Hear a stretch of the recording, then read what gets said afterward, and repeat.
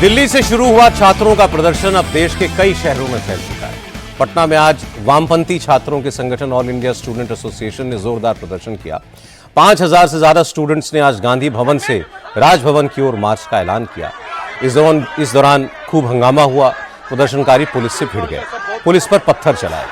Police ने भी लाठीचार्ज किया, वाटर कैनन का इस्तेमाल किया, टीयर गैस छोड़ी। दरअसल ये मार्च सुबह करीब 10:30 बजे शुरू हुआ और 11 बजे स्टूडेंट्स नारे लगाते हुए पटना के जेपी गोलंबर पहुंच गए। पुलिस ने बैरिकेड्स लगाकर स्टूडेंट्स को रोक दिया, लेकिन ये प्रदर्शनकारी आगे जाने की जिद कर रहे थे। बैरिकेड्स को तोड़ने की कोशिश की तो फिर पुलिस ने लाठीचार्ज किया। लाठीचार्ज के बाद स्टूडेंट और ज्यादा भड़क गए, फिर उन्होंने बैरिकेड्स तोड़ दिए और डाक बंगला चौराहे तक चले गए। पुलिस ने यहां भी इन्हें रोकने की कोशिश की। कुछ छात्र नेताओं को हिरासत में लिया, लेकिन स्टूडेंट्स नहीं रुके। इन्होंने पुलिस के ऊपर पथराव कर दिया।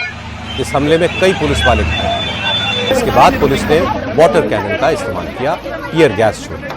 प्रदर्शनकारी छात्रों ने कहा कि उन्हें धर्मेंद्र प्रधान के इस्तीफे से कम कुछ भी मंजूर नहीं है। सरकार उनकी आवाज दबाना चाहती है, लेकिन अब वो पीछे नहीं हटेंगे। धर्मेंद्र प्रधान का इस्तीफा चाहिए और ये धर्मेंद्र प्रधान का इस्तीफा लेके रहेंगे।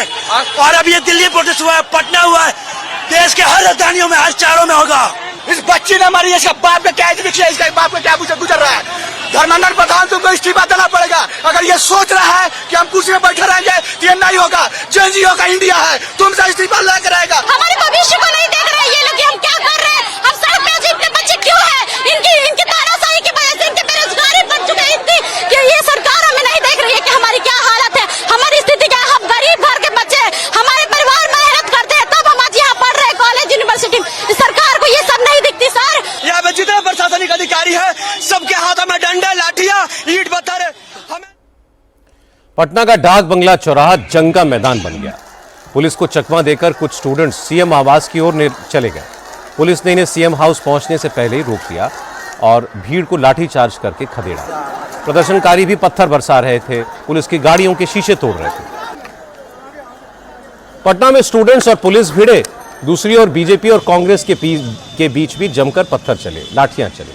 बिहार बीजेपी अध्यक्ष संजय सरावगी के साथ आज सैकड़ों बीजेपी कार्यकर्ता कांग्रेस दफ्तर का घेराव करने पहुंच गए। जैसे ही बीजेपी के सैकड़ों कार्यकर्ता सदाकत आश्रम पहुंचे, कांग्रेस और बीजेपी वर्कर्स आमने सामने हो गए। दोनों तरफ से लाठियां चली, पत्थर चले।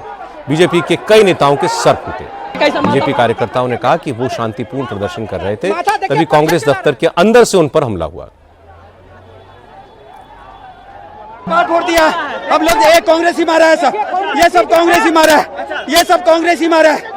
हम लोग रैली में जा रहे थे, ये डंडा लेके आया है, सब कांग्रेस ही लाया, सब पप्पू का चेला है, सब राहुल गांधी का चेला है। माथा देखिए, पत्थर चला रहा है, माथा फट गया। देखिए माथा भी फटा है, यह कांग्रेस वाले ने माथा फाड़ दिया है मेरा।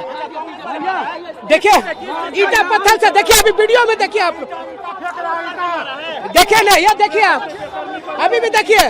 कांग्रेस के गुंडे मवाली पत्थर प्रोटेस्ट का अधिकार लेंगे, पत्थर फेंक रहा है, ईटा फेंक रहा है। जिस प्रकार राहुल गांधी ने कल प्रधानमंत्री जी के आवास को घेरने का काम किया था और निर्दलता का साबित किया था, उसी के विरोध में हम सब कांग्रेस के विरोध प्रदर्शन कर रहे हैं। यही देखिए उनकी जो फितरत है, ये जब वो डेमोक्रेटिक तरीके से गए थे प्रधानमंत्री, अरे देखो देखिए आप देख लीजिए, आपके सामने पत्थर मार रहे हैं वो लोग। तो ये कांग्रेस की तरफ से वो लोग जो यहाँ पे मार्च हो रहा है, तो ये तो एक भाई डेमोक्रेटिक राइट है। आप जब आपने प्रधानमंत्री के वहां पे पहुंचे तो हम भी अपना प्रोटेस्ट दर्ज करेंगे। आप पत्थर मांगे। पत्थरबाजी में कांग्रेस के किसी कार्यकर्ता को चोट तो नहीं आई, लेकिन कांग्रेस ने कहा कि पहले पत्थर बीजेपी की ओर से चले, इसलिए कांग्रेस के कार्यकर्ताओं ने अपने बचाव में पत्थरबाजी की। इसमें क्या गलत है? आए हैं लाठी डंडा चलाने, ईटा पत्थर चल रहा है, तो जब उधर से चलेगा हमारे घर में आएंगे तो हम थोड़ी ना रोकेंगे। तो दोनों तरफ से कुछ ना कुछ चल रहा है, लेकिन ये तरीका नहीं प्रोटेस्ट करना है। करे जाके इनकम टैक्स पे, करे जाके अपने सरकार को बताया कि प्रधान को इस्तीफा देना चाहिए। 72 बार पेपर लीक हुआ, इनको वो नजर नहीं आ रहा, लेकिन इनको ये नजर आ रहा कि राहुल गांधी प्रधानमंत्री के घर चले गए। कांग्रेस कार्यालय के बाहर कांग्रेस वाला रहेगा या बीजेपी वाला रहेगा? नहीं, सवाल किससे पूछना चाहिए? बीजेपी ने कांग्रेस प्रभारी कृष्णा लाबरू समेत कई नेताओं के खिलाफ नामजद एफआईआर दर्ज करवाई है। बिहार बीजेपी के अध्यक्ष संजय सरावगी ने कहा कि कांग्रेस सिर्फ अराजकता फैलाना चाहती है। बीजेपी के कार्यकर्ताओं पर बेवजह हमला किया गया। अब कांग्रेस के नेताओं को कोर्ट में जवाब देना होगा। तय था, पहले से नोटिस दिया हुआ था, पहले से सूचना थी। पूरे राष्ट्र स्तर पर कांग्रेस मुख्यालय का आज भारतीय जनता पार्टी का प्रदर्शन था।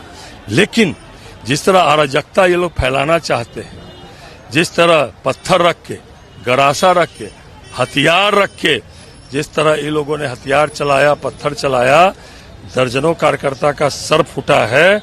इसका इनको जवाब देना होगा।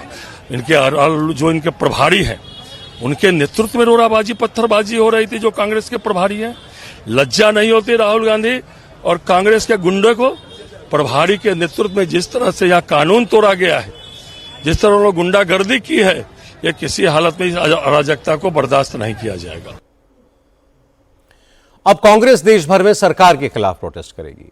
उद्धव ठाकरे महाराष्ट्र में रैली करेंगे। ममता सीजेपी के आंदोलन को सपोर्ट करने दिल्ली आएंगी। वामपंथी दलों के नेता तो पहले से जंतर मंतर पर जमा है। राज्यों में आईसा का प्रोटेस्ट शुरू हो गया है।